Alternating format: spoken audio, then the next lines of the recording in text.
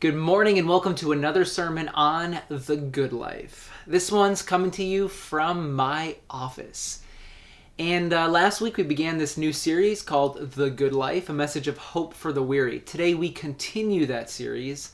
We continue our exploration of the good life. What is it? What does it look like? How do we enter into it? And in order to help us answer the question, over the next couple of weeks, we are looking at the Beatitudes of Jesus. How is it that Jesus defines the good life, the blessed life, the fortunate life? And as we saw last week, Jesus flips conventional wisdom on its head, does he not? All the values that we aspire towards, Jesus sort of knocks those off the table and says, I know you've been told that this is what leads to the good life, but I want to paint a different picture for you. I want to paint a picture of the good life that doesn't leave you exhausted and burnt out and always chasing after some elusive life that is 5, 10, 15, maybe even 1 foot in front of you. But rather, Jesus gives a picture saying, I'm going to tell you about the good life that is more accessible than you ever imagined. And it's a good life, as we saw last week, that is available to you even in the worst moments that life can bring.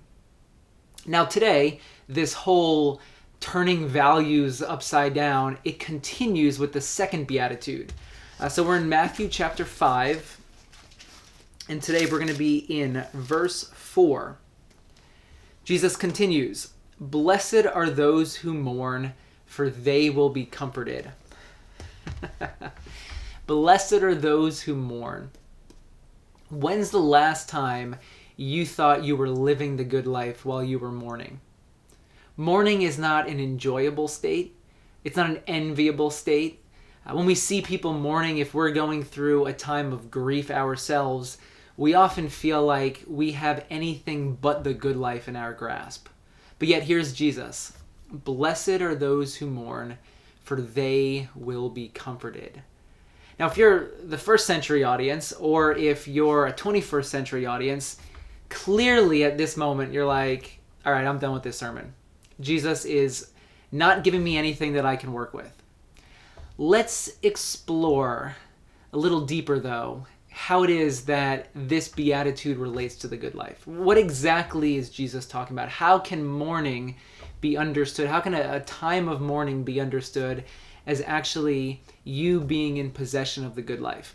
So let's begin today with a question. And the question is, why do we mourn? Well, the reason why we mourn is because we've experienced a loss of some kind. There's something that we had, maybe it's an experience, there's a person that was in our life, and now that possibility, that person is no longer here with us. Something has changed, something has shifted, and we've experienced a loss of something that we held valuable. Now, when I think about my life and where I've been, I, like many of you, have experienced my fair share of loss. It's loss that has come as a result of a physical death, the loss of my grandparents. There have been the loss of certain relationships that I held as valuable. People that they haven't physically died, but they're no longer in my life for various reasons. There's been times in life when I've experienced a loss of hope. When a reality that I was hoping for, I came to realize it just wasn't possible. I was never going to realize this dream that I was striving towards. Another big loss for me has been the loss of playing soccer. Soccer was a sport that I devoted much of my life to in my earlier years. But 2 broken legs, 2 torn ACLs later, finally realized, all right, it's probably time. The universe is giving me this sign. It's probably time to retire soccer. But I feel that loss. I miss it. It was so much a part of my life that now that it's not there, there's like this gap. There's this ache. The fact that I'm not out there on the soccer field playing once a week or however many times a week that might be. I also experienced the loss of freedom. when I started having kids a couple years back. And this is how it is with every single new life stage. You enter into a particular life stage, and there's the excitement, there's the adventure of that which lies in front of you. But you also have to mourn that which you lost. And so, while yes, a new life stage is filled with euphoria many times, there's also the need to grieve that which you're leaving behind. So I've experienced my fair share of loss. Loss, it's an inevitable part of life. And the truth about loss is that you can't simply call up Liberty Mutual or Geico. You can't buy loss insurance. There's nothing that you can do to protect yourself from experiencing loss in your life. It's part of the human journey. It's something that we will all go through at various moments in our lives. Now for me, a particular loss that shook me the most was when I lost a high school friend when I was a sophomore in college. Because things like this aren't supposed to happen. There are losses in life that they're really, really difficult, but they're part of the natural progression of life. I expected to lose my grandparents while I was still alive. I expect to lose my parents while I'm still alive. Those losses are extremely difficult for all of us. But the loss of a 20-year-old, I mean, things like this, the world is not supposed to work this way. So for me, when I experienced this loss, it completely shattered me. And initially, upon hearing about my friend's death, I just went completely numb. I lost all feeling, all emotion. And it wasn't just like I lost the bad feelings and the bad emotions that I just didn't want to feel. I lost all emotion completely, because that's how it works. You lose the lows, but you also lose the highs. And I found myself for a period of time just extremely apathetic, not caring really about anything. And this lingered for a while. It didn't go away after a week, 6 months, even a year. I was in this space where I was fluctuating back and forth between numbness and anger, which are they're listed as two of these stages of grief by many different people. Numbness, not wanting to feel the pain of the loss, and then anger. Being angry at the fact that, well, the world's not supposed to be this way. Why did this happen? Why did God allow for this to happen? Why did it have to happen to me? And what I noticed is during this time, I was keeping life itself at arm's length. I was keeping everyone, all of my friends, everything about the beauty of life, I was keeping it at arm's length because I never wanted to have to feel the pain of that which I was going through. And I thought, well, if I can close my heart off to love, to life itself, if I can close myself off to all of that, all the things that are good in this world, well, then I'll never have to experience another loss in my life. If I can just protect my heart, close it up, put some walls up, if I can guard it well enough, I'll never have to feel this pain again. And after a period of time, I realized that, yes, I was closing myself off to the feelings of pain and loss, but I was also closing myself off to joy and to the life that was all around me. I wasn't able to move forward in life. I wasn't able to cultivate new relationships or to strengthen the relationships that I already had. I remember when I was a sophomore in college, my roommate, John Straub, loved that guy because he was there constantly. Hey, let's go do this. Let's go do that. And I would just stick my arm out like one of the wide receivers in football, running down the field, just trying to keep myself distant because I just wasn't ready to enter into anything that I could possibly lose in the future. And over time, as I realized this, as I started thinking about where I was, I slowly, ever so slowly, it's like the gas valve in your grill. You can totally open it up all the way so the gas comes flooding out, or you can ever so slightly begin to adjust the valve so a little bit of gas comes out just little by little.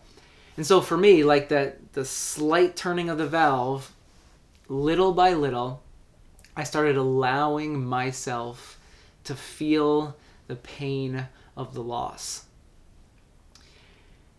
It's like I gave myself permission to mourn. I gave myself permission to grieve. I had been bottling it all up, holding it all in for so long, months, longer than a year. And then as I gave myself permission to feel it all, to feel the lows, to not numb any longer, that's when the healing process began. Notice Jesus, in his sermon, he said, Blessed are those who mourn, for they will be comforted. Now this word comfort, it comes from the Greek word parakleo, and it means to summon or to call to one side. When we're vulnerable, when we allow ourselves to feel the raw emotions that we hold, when we allow ourselves and others and even God into our pain, it's as if we're summoning another presence. We're summoning, calling to our side comfort, healing, someone, a divine being to walk with us through the pain and the loss that we've experienced. We can't receive that which we don't ask for. For me, when I started turning that valve, it's as if I began summoning the divine presence to my side. I think God was there all along, but I wasn't allowing God into that space. I wasn't allowing others into that space. I wasn't even allowing myself into that space. I was denying that it existed. But once I started allowing others and myself and God to enter into that vulnerable, tender space within my heart, I began to feel comforted. And the moments of holding everything at arm's length, it's like that just began to crumble. And for the first time in, I don't even know how long, I remember feeling this presence with me, this comfort that just goes beyond any comprehension. When I started opening my heart again, allowing those walls to come down, that's when the healing journey for me began. And sure, I'll always have a scar. I'll always carry that experience of loss with me everywhere I go. It's true for all of us. We all carry our losses with us. Every step we take, they're there. They're a part of you. They're the scars that you'll carry for the rest of your life. But what happens as you begin walking down this healing journey and allowing yourself access to the space, the space of pain and loss, those places become a little less tender. They begin to hurt a little less. And you're able to talk about them. You're able to laugh at the moments, at the memories that once were. So how does mourning lead to the good life? How is this statement, this truth statement that Jesus delivered, how is this possibly something that can lead us into a life of satisfaction and fulfillment? Well, as I mentioned, numbing, denying, stuffing down, it all takes us away from life. And what it does when we numb ourselves, when we don't allow ourselves or give ourselves permission to mourn, it's as if we're shrinking our emotional bandwidth. We don't want to feel the lows, but in that process of cutting ourselves off from feeling the pain, we're also cutting ourselves off from the highs, from the joys, the euphoria, the euphoric moments that life presents around every corner. So when I was not allowing myself to feel the pain, I wasn't feeling I wasn't having to feel those bad feelings, but I also wasn't able to feel the good moments that life was throwing my way. And then a second reason how this leads to the good life is when we allow ourselves to mourn, we experience God in deeper ways. Saint Ephraim, he's a Syrian saint, a Syrian bishop. He said that our tears give us greater understanding of God. Oftentimes in the Western world that we live, we try to understand God through intellect, through rationale, through ideas and concepts. That's not how God is best understood. God is best understood through feeling and knowing that there's a presence, there's a comfort, there's a healing that's with you. Saint Ephraim, tears help us understand God in deeper ways.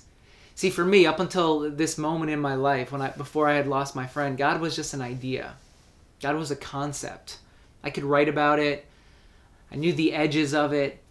But now, after having gone through this experience, it's as if God became even more real. God became bigger. I realized how little of God I actually understood, but there was something in the sorrow. There was something in the grief that connected me with God in ways that I had never felt connected before. When I think about Jesus and all that he taught, all that his life lived, Jesus never promised answers.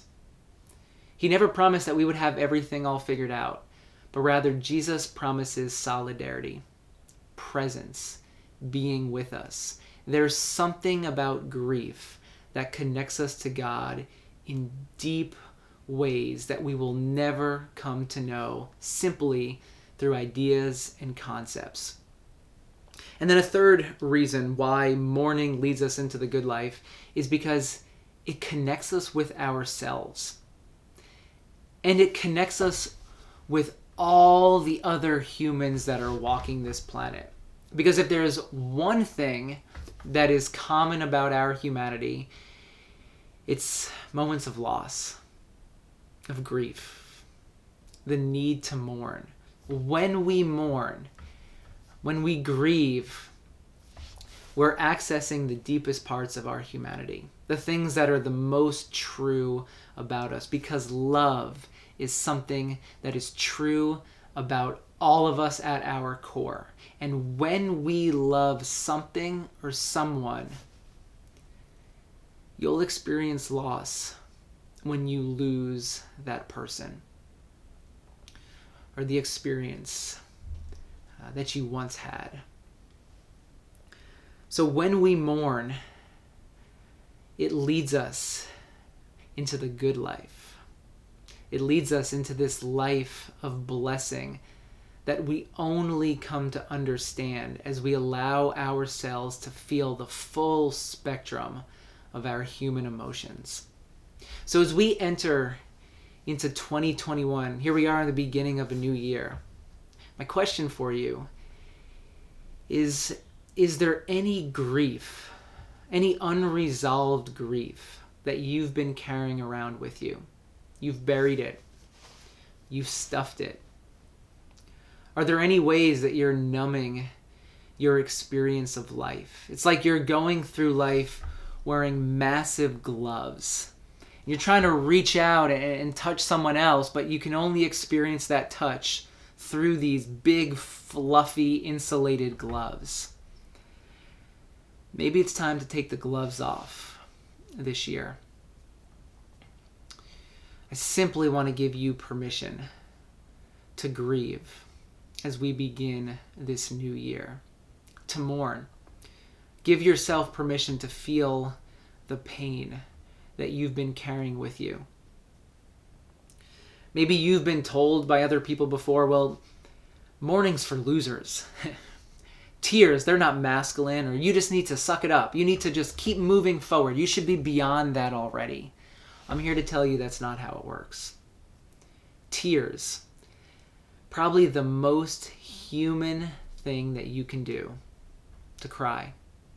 to grieve. And maybe you're not ready yet. Totally understandable. You can't put a timeline on grief. I realize that in my own life. Some people would say, all right, it's time to move on, but no, I have to sit with this a little while. So maybe you're not ready to feel the pain of the loss this morning. It's all right. It's okay. You take your time. Take the space that you need. The promise that Jesus gives is that God is there, regardless of how long it takes. And that divine healing and comfort, it's with us already. And God is ready to bestow it upon us as we open our hearts and allow ourselves to move down the healing journey in our own lives. So this week, may you embrace grief. May you embrace mourning as the path to the good life. May you not numb your emotions. May you not stuff them down, pretend like they're not real. May you not let anyone tell you that you're to feel a certain way or you're not to feel a certain way. But this week, enter into all of the pain of any loss you've ever experienced. And as you do so, may you experience the promise of Jesus, that you will be comforted. That as you summon and call to your side a divine presence or the love of others around you, may you find a healing and a comfort that brings joy and life to your soul. May the grace and peace of Jesus be upon you this week.